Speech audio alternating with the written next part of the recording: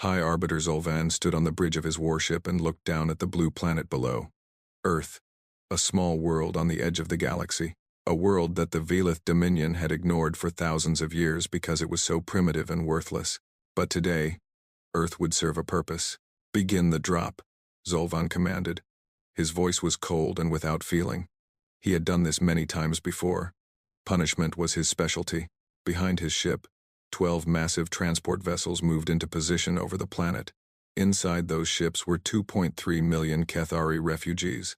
Men, women, children, and elders. All of them were about to be abandoned on a world that knew nothing about life beyond its own sky. The Kethari had once been a proud species. They lived on a beautiful desert world and built cities of white stone that glowed under 3 suns. They were peaceful. They believed in harmony and balance. They refused to fight in the Dominion's endless wars of conquest. That was their crime. The Velith Dominion did not accept refusal. For 200 years, they pressured the Kethari to provide soldiers. When the Kethari said no, the Dominion took their planet. They burned the white cities. They poisoned the wells. They loaded every surviving Kethari onto transport ships and told them they would be relocated. Zolvan smiled as he remembered the looks on their faces. Hope. They had actually believed the Dominion would show mercy. Now they would learn the truth. "Sir," one of his officers said, "the humans have detected our ships. Their primitive radio signals are going crazy. They seem confused." "Of course they are confused," Zolvan replied. "They have never seen a starship before. By the time they understand what is happening, it will be too late." The transport ships descended through the clouds. Their doors opened over 12 of Earth's largest cities. New York, London, Tokyo, Mumbai, Lagos, Sao Paulo, Sydney, Cairo, Moscow, Beijing, Berlin, Mexico City. The Kethari were pushed out onto the streets below. Zolvan watched through his viewing screen as chaos erupted on the surface. Humans ran in every direction. Some screamed, some pointed at the sky, some fell to their knees as if praying to their primitive gods. And in the middle of it all, the Kethari stood in fear and confusion. They were tall beings, almost 7 feet, with pale blue skin and 4 slender arms. Their bodies had natural patterns that glowed softly in the dark. They had large eyes that showed every emotion they felt. Right now, those eyes showed terror. A Kethari mother held her 2 children close, all 6 of her arms wrapped around them as humans surrounded her on a street in New York. She did not understand their language. She did not know where she was. She only knew that she had been thrown away like garbage on a world of strangers. "Please," she whispered in her own language. "Please do not hurt us." The humans stared at her. Some held weapons, some held phones and recorded everything. Police sirens filled the air. Helicopters flew overhead. One small human child broke free from his mother's hand and walked toward the alien woman. He was maybe 5 years old. He had no fear in his eyes, only curiosity. "Mommy," he said, looking back at his mother. "She's scared. Why is she scared?" The Kethari mother looked at the small human. For a moment, their eyes met. 2 mothers, 2 different species. But in that moment, they understood each other perfectly. The human mother stepped forward slowly. She put her hand on her chest and said, "I am Sarah." The Kethari did not understand the words, but she understood the gesture. She put one of her hands on her own chest and said, "Kelvith." It was the first real contact between human and Kethari. It happened not in a government building or a military base. It happened on a street corner, between 2 mothers who were both afraid but chose to reach out anyway. High above, Zolvan watched this scene with disgust. "Primitive sentimentality," he muttered. "It will not last." The humans are classified as a Category 7 aggressive species. They have fought thousands of wars among themselves. They kill each other over land, resources, and ideas. When they realize these refugees will compete for their food and space, they will turn violent. His officers nodded in agreement. Everyone knew how this would end. The Dominion had done this before. They had dumped unwanted populations on hostile worlds many times. The result was always the same: death, suffering, and eventually, the survivors would beg to serve the Dominion in exchange for rescue. "Set a reminder," Zolvan ordered. "We will return in 3 solar cycles to collect what remains of the Kethari. By then, the humans will have done our work for us." "Yes," High Arbiter. The Dominion fleet turned away from Earth and jumped into faster-than-light travel. In seconds, they were gone. They left behind 2.3 million frightened refugees and a planet of 7 billion humans who had just learned they were not alone in the universe. On the ground, the situation was getting more intense by the minute. In Tokyo, police formed lines around groups of Cathari who huddled together in a public park. The aliens made no aggressive moves. They simply sat on the grass and held their children. In Lagos, a crowd gathered around a group of Cathari elders. The elders were weak from the long journey. Some could barely stand. Local women brought them water and fruit, not knowing if the aliens could even eat human food. In Mumbai, doctors rushed to help a Cathari woman who was giving birth. She had gone into labor during the drop from the transport ship. The doctors had never seen alien biology before, but they refused to let her suffer alone. They did their best with what they knew. In Sao Paulo, a Cathari man tried to protect a group of children from a mob of angry humans. He spread all 4 of his arms wide and stood between the children and the crowd. He was prepared to die for them, but then something unexpected happened. A Brazilian man stepped out of the mob.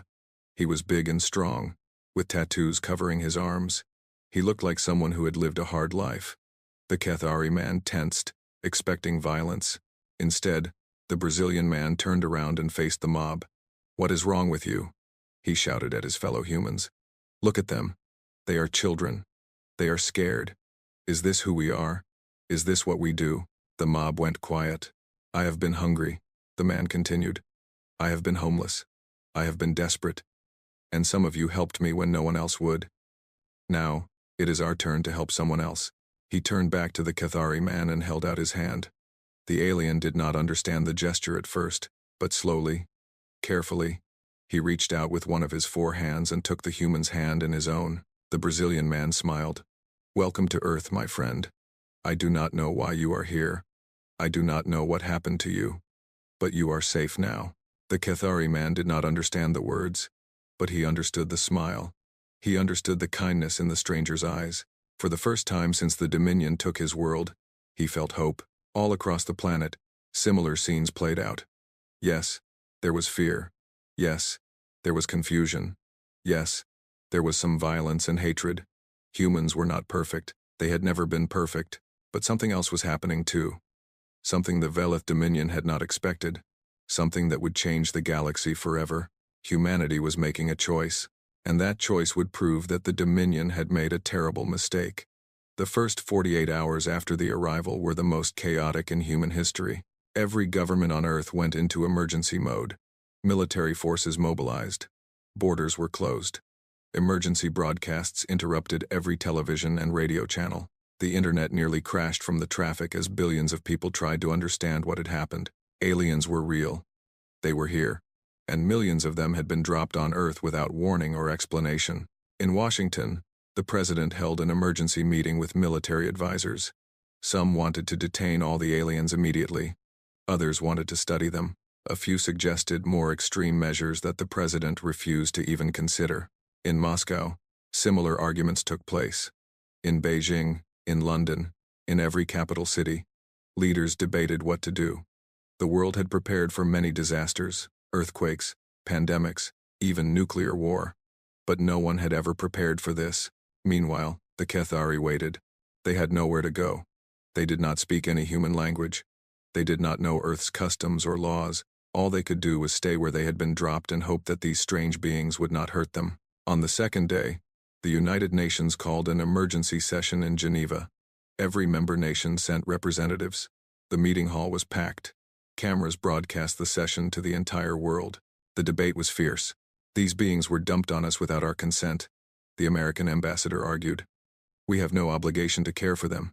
We should demand that whoever left them here come back and take responsibility." "And how do you propose we make that demand?" the Chinese ambassador replied. "We do not even know who left them here. We have no way to contact them. We have no way to force them to do anything. Then we must protect ourselves first," the Russian ambassador said. "We know nothing about these creatures. They could carry diseases.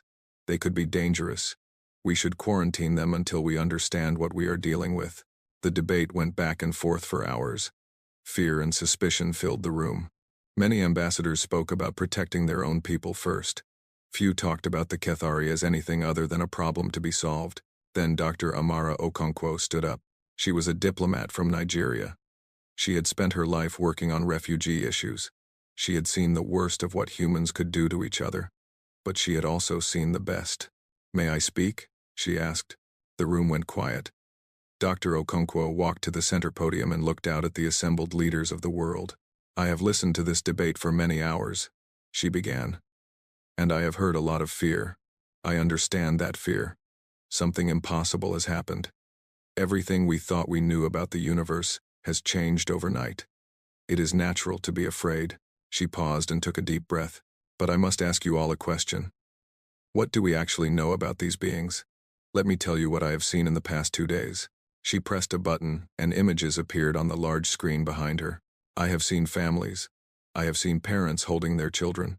I have seen elders who are too weak to stand. I have seen young people who are terrified and confused. I have seen beings who cry when they are sad and smile when someone shows them kindness." The images showed Kethari refugees all over the world. A mother feeding her baby. An elderly man being helped by human volunteers. Children playing with human children who did not care that their new friends had blue skin and 4 arms. "These are not monsters, Dr. Okonkwo continued. "These are people. Different from us, yes, but people nonetheless. And they are clearly victims. Someone took everything from them and left them here to suffer. That someone expected us to finish the job." She let those words sink in before continuing. "I come from a continent that knows what it means to be exploited by more powerful forces. Africa has suffered for centuries because others saw us as less than human. Many of our people were taken from their homes and scattered across the world. Many were left to die when they were no longer useful." Her voice grew stronger. "We have all been the Kethari at some point in our history. Every nation in this room has known suffering. Every nation has known what it feels like to be unwanted, to be abandoned, to be treated as less than nothing. And every nation has also known the kindness of strangers who chose to help when they did not have to." She looked directly at the cameras broadcasting her words to the world. "Whoever left these beings on our planet did so as a punishment. They expected us to be cruel. They expected us to prove that we are nothing more than violent primitives who cannot see past our own fear. They are watching right now, waiting for us to fail." She slammed her hand on the podium. "I say we prove them wrong." The room erupted. Some ambassadors shouted their support. Others shouted their opposition. It took several minutes for order to be restored. When the vote was finally called, it was close. Very close. But in the end, humanity made its choice. The Helsinki Accords for extraterrestrial refugees were drafted in 72 hours.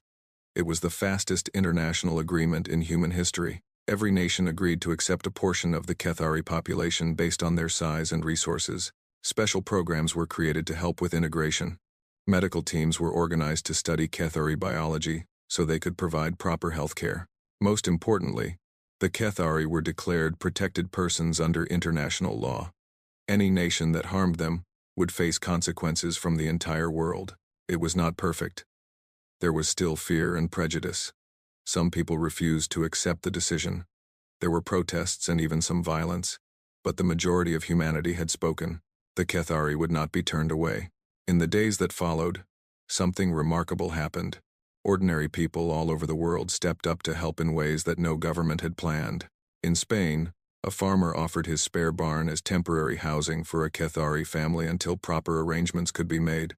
In Canada, a retired teacher started a language exchange program where humans and Kethari learned to communicate through pictures and gestures. In Japan, engineers worked around the clock to modify buildings so the tall Kethari could live comfortably. In Brazil, Carlos Mendes, a 63-year-old retired schoolteacher, opened his small apartment in Sao Paulo to a Kethari family of 5. He did not speak their language. They did not speak his. But he showed them how to use the shower. He cooked them food, testing carefully to see what they could eat. He gave the children paper and crayons and watched them draw pictures of a world with 3 suns. When reporters asked him why he did it, Carlos shrugged. "My grandmother came to Brazil as a refugee from Portugal," he said. "She always told me that kindness costs nothing but means everything. These people needed help. I could help. It was that simple." Stories like this spread across the world. They reminded people that humanity was capable of great good, even in times of great fear. Within 6 months, Every Kethari refugee had been placed with a host family, or in proper housing. Language programs had developed basic translation tools. Medical researchers had learned enough about Kethari biology to provide basic health care. It was just the beginning. There were still many challenges ahead. But humanity had passed its first test. They had chosen compassion over cruelty. And somewhere in the depths of space, the Velith Dominion received reports of what was happening on Earth. High Arbiter Zolvan read the reports with growing disbelief. This was not supposed to happen. The humans were supposed to destroy each other, fighting over resources. They were supposed to turn on the refugees in fear and hatred. They were supposed to prove that primitive species could never be trusted. Instead, they were building something new. Zolvan crumpled the report in his clawed hand. This changed nothing, he told himself. The humans were still primitive. They had no technology, no military power, no understanding of the wider galaxy. In 3 years, he would return as planned. By then, surely, the humans would have shown their true nature. He was certain of it. He was wrong. 2 years had passed since the day the sky opened and changed everything. The world was different now. Not just because aliens lived among humans. It was different because humans themselves had changed. They had discovered something about themselves that they had almost forgotten. They had discovered that they could be good. The Kethari were no longer strangers. They were neighbors, co-workers, and friends. In some cases, they were family. Maria Santos was 7 years old when the Kethari arrived. She had been terrified at first. The tall blue beings with their glowing skin and 4 arms looked like monsters from her nightmares. She hid behind her mother whenever she saw them on the street. Then a Kethari family moved into the apartment next door. The youngest child, a girl named Velisha, was about Maria's age. For weeks, they only stared at each other through the windows. Neither knew how to say hello. One day, Maria was playing with a ball in the hallway. It bounced wrong and rolled to Velisha's door. The Kethari girl opened the door and picked up the ball with 2 of her 4 hands. She looked at it with curiosity. She had never seen such a thing before. Maria walked over slowly. She pointed at herself. "Maria," she said. The Kethari girl pointed at herself. "Velisha." Maria pointed at the ball. "Ball. Ball." Velisha repeated, her voice making the word sound musical. That was the beginning. Within a month, they were best friends. Maria taught Velisha Portuguese. Velisha taught Maria to understand the glowing patterns that Kethari used to express emotions. They played together every day. They told each other secrets. When Maria had nightmares, Velisha would glow softly in the dark to comfort her. Scenes like this happened all over the world. In Germany, a Kethari engineer worked with human scientists to improve solar panel technology. The Kethari had spent thousands of years living under 3 suns. They understood light and energy in ways humans had never imagined. Within a year, solar panels became twice as efficient and half as expensive. In Kenya, Kethari farmers shared their knowledge of desert agriculture. Their homeworld had been harsh and dry. They had learned to grow food with very little water. These techniques helped transform barren land into productive farms. People who had struggled with famine now had food to spare. In the United States, a Kethari doctor named Saveth discovered that a common Kethari medicine could treat certain human cancers. The medicine was made from a plant that grew easily on Earth. Within months, treatment began. Thousands of lives were saved. But the Kethari gave humanity more than just technology and knowledge. They gave them perspective. Elder Siraveth was one of the oldest Kethari on Earth. He was over 200 years old by human counting. He had seen his world rise and fall. He had seen the Dominion destroy everything his people had built. He had lost his wife, his children, and his grandchildren to the violence. Yet he did not hate. He could not hate. It was not in his nature. When Oxford University invited him to teach philosophy, he accepted. His lectures were translated into every human language and watched by millions. "You ask me about the meaning of life," he said during one famous lecture. "I will tell you what I have learned in 200 years of living." The audience leaned forward to hear his wisdom. "The universe is vast," Siraveth continued. "It contains billions of stars and countless worlds. Many of those worlds have intelligent life. I have seen some of them. I have met beings of great power and ancient wisdom, and I will tell you a secret about them." He paused for effect. "Most of them are cruel. Most of them care only about power and conquest. The Velith Dominion is not unusual. They are typical. The galaxy is ruled by those who take what they want and destroy anyone who resists. The audience looked disturbed. This was not the comforting wisdom they had expected. But then I came to your world, Suravith said, and his body began to glow softly with emotion. And you showed me something I had never seen before. You showed me compassion without obligation. You helped us, even though you gained nothing from it. You opened your homes to strangers even though you were afraid. His glow became brighter. In all my travels across the stars, I have never witnessed anything like what humanity did for my people. You do not understand how rare you are. You do not understand how precious your kindness is. The galaxy is dark and cold, but you are a light. Never forget that. Never let anyone take that light away from you. His words spread across the planet. They were quoted by leaders and ordinary people alike. They helped humans see themselves in a new way. For the first time, humanity began to think of itself as one people. The old divisions seemed less important now. They were all humans, facing a universe that was bigger and more dangerous than they had ever imagined, and they had proven that they could face that universe together. The United Earth Initiative was born from this new feeling of unity.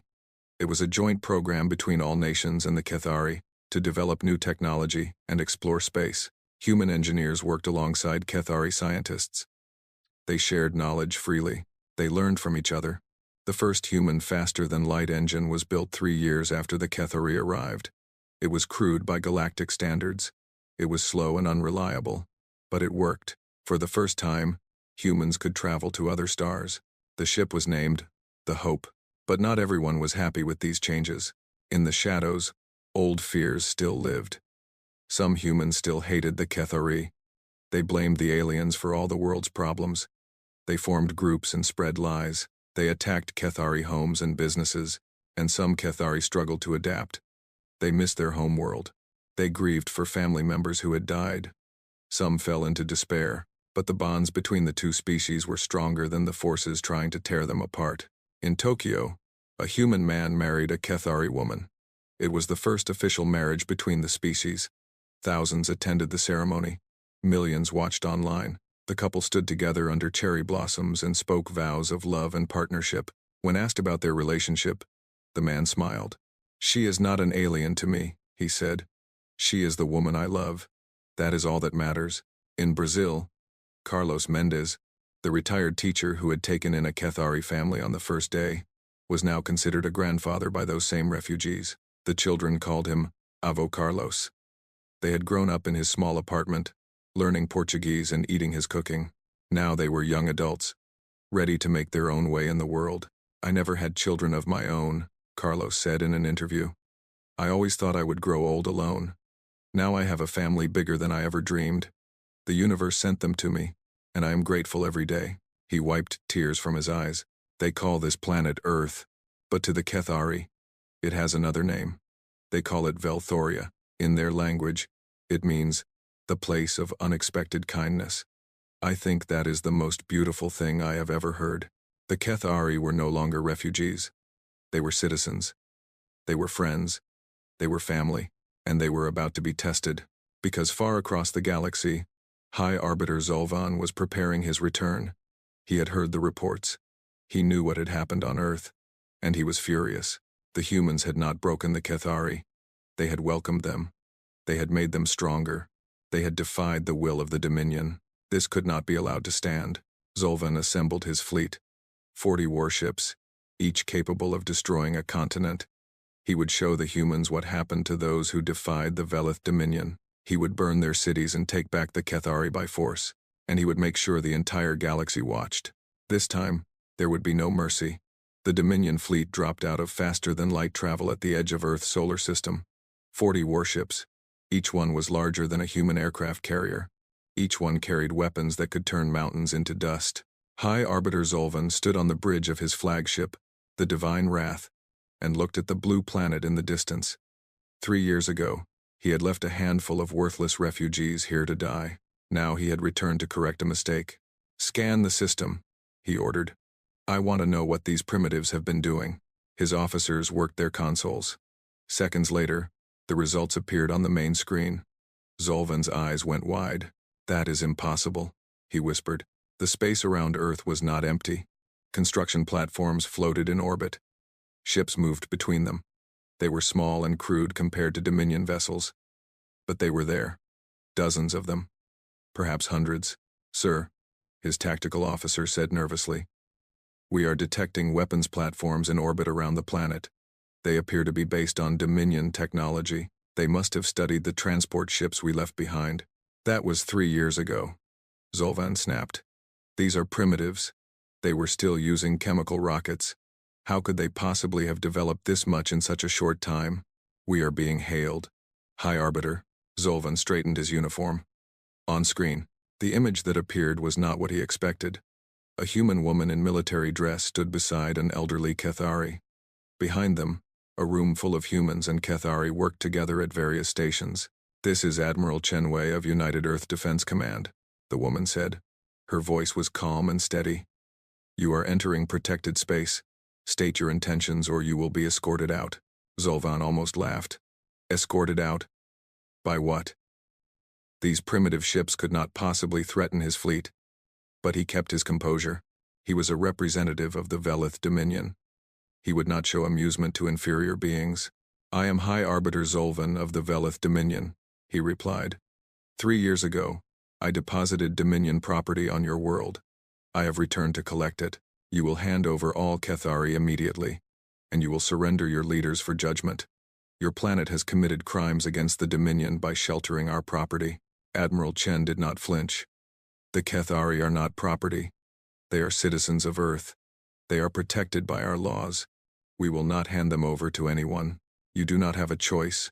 "Primitive," Zolvan said coldly. "Look at my fleet. 40 warships. Your little toys cannot stop us. Surrender now, and we may show mercy. Resist, and we will reduce your cities to ash." "We have looked at your fleet," Admiral Chen replied. "We have been tracking you since you entered our solar system. And I have a message for you from the people of Earth, both human and Cathari." She leaned forward, and her eyes were like steel. "The Cathari are our people now. They are our neighbors. They are our friends. They are our family. If you want them, you will have to go through us. And I promise you, High Arbiter, that will not be as easy as you think." Zolvan felt anger rising in his chest. How dare this creature speak to him this way? She was nothing. Her species was nothing. They had barely discovered electricity a few generations ago. "You are making a terrible mistake," he growled. "The Dominion has conquered 1,000 worlds. We have destroyed species far more advanced than yours. You cannot win this fight." "Maybe not," Admiral Chen said. "But we will fight anyway. Because that is what you do when someone threatens your family." The transmission ended. Zolvan stood in silence for a long moment. His officers waited nervously. They had never seen anyone speak to the High Arbiter that way. "Begin the attack," Zolvan finally ordered. "Destroy their orbital defenses. Prepare landing forces. We will take the Cathari by force." The Dominion fleet moved forward. On Earth, alarms sounded in every city. People rushed to shelters that had been built over the past 2 years.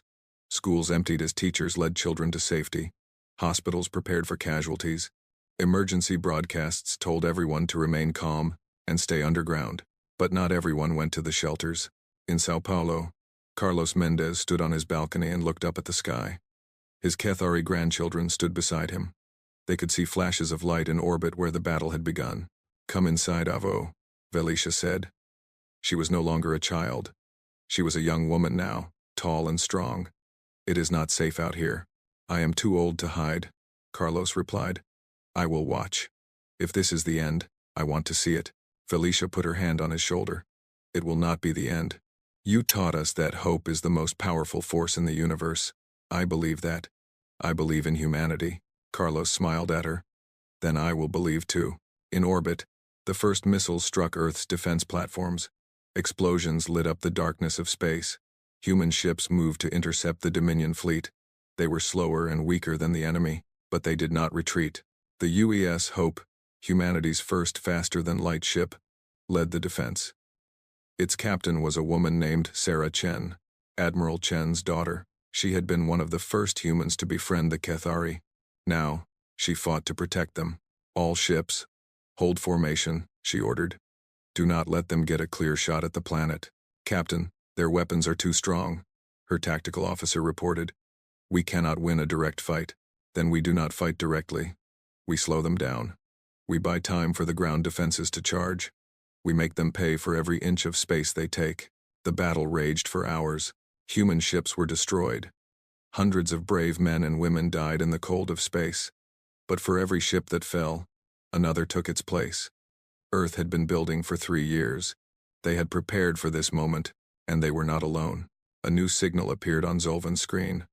More ships were arriving, but they were not human ships. "What is that?" he demanded. His officers went pale.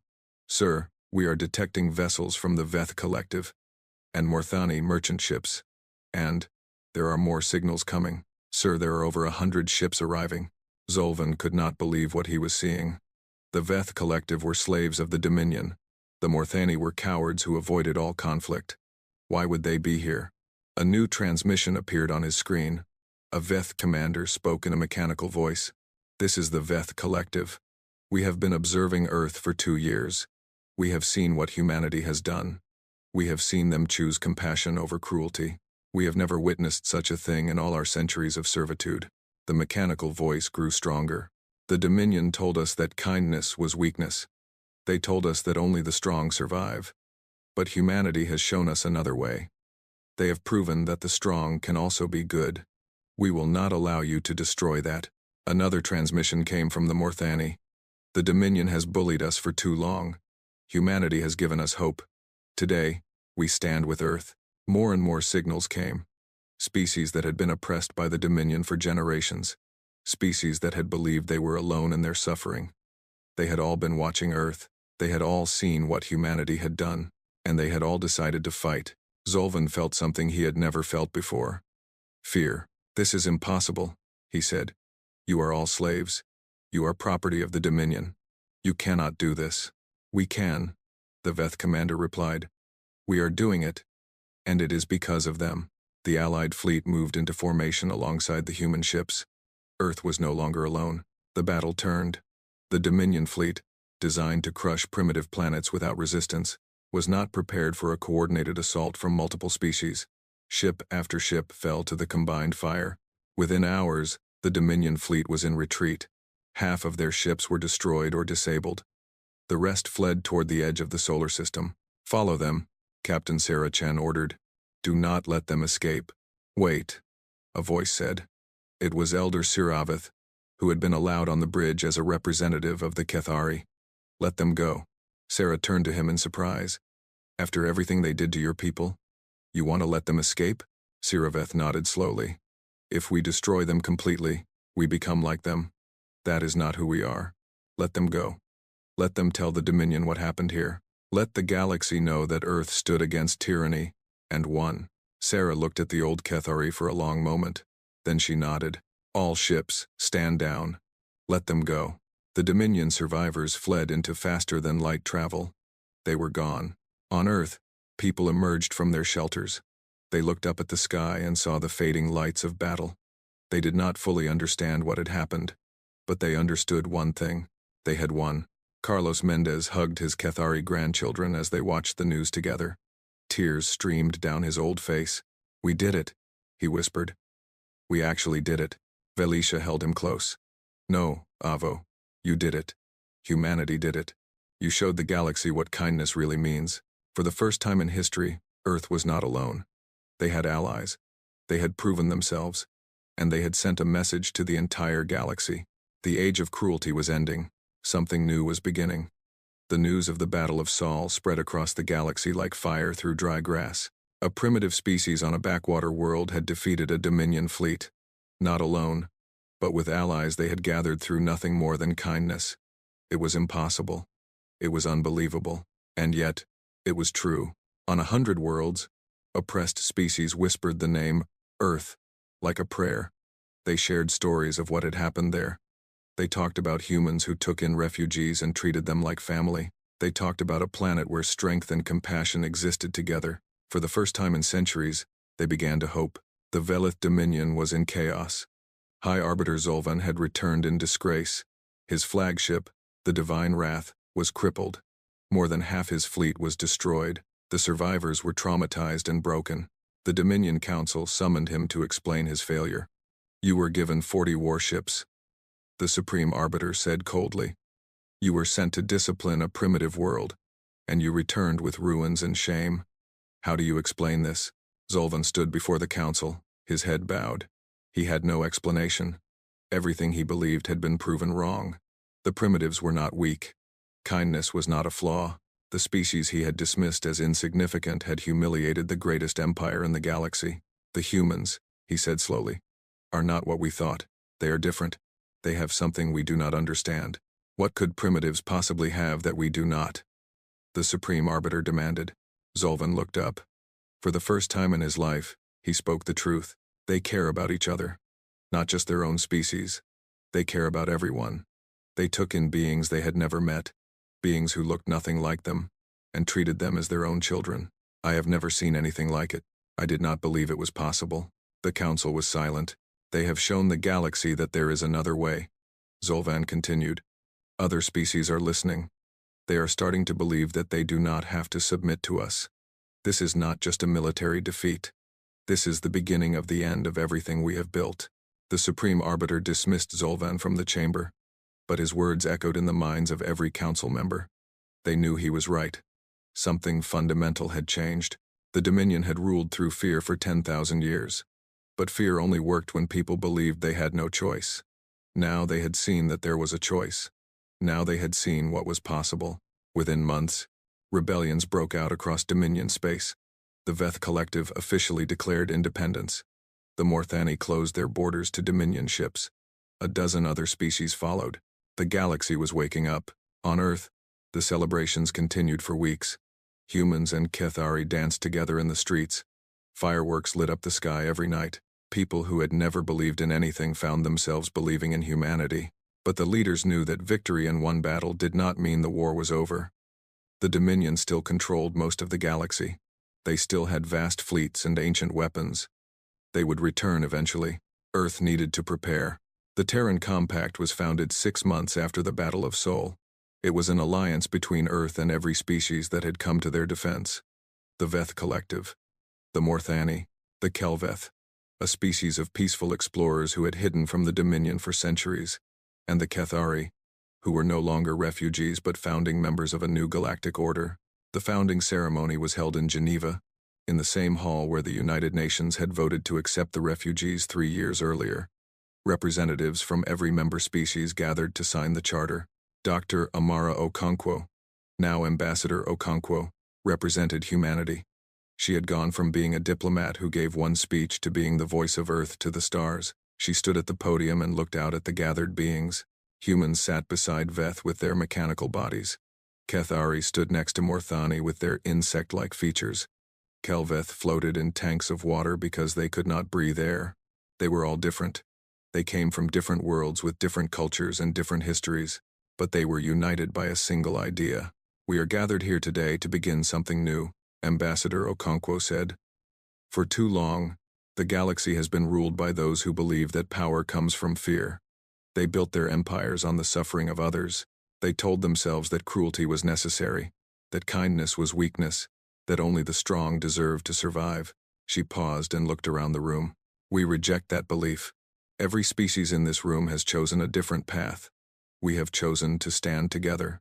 We have chosen to protect the weak and welcome the stranger. We have chosen to believe that compassion is not weakness, but strength." The representatives from every species nodded in agreement. The Terran Compact is built on a simple principle. We will judge civilizations not by their military power, not by their technology, not by their wealth. We will judge them by how they treat the most vulnerable among them. Any species that wishes to join us must accept this principle. She lifted the charter for everyone to see. We do not seek to conquer the galaxy. We do not wish to replace one empire with another. We only wish to offer an alternative, a shelter for those who are oppressed, a home for those who have none, a family for those who are alone. She signed the charter. One by one, representatives from every member species came forward to add their own marks. When it was finished, Ambassador Okonkwo turned to face the cameras that were broadcasting the ceremony across the galaxy. "To the Velith Dominion and any other power that rules through fear, we say this: your way is not the only way. There is another path.